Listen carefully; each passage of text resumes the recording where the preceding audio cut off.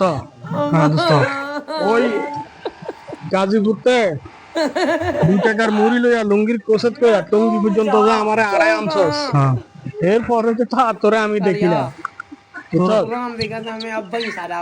এরপরে তো তোর আর দেখা হয় না। হ্যাঁ, আমারও তো তোর কথা মাঝে মাঝে মনে হয়। আর দোস্ত, কালকে রাত্রে বিশাল বড় একটা স্বপ্ন দেখছি। কি স্বপ্ন দোস্ত?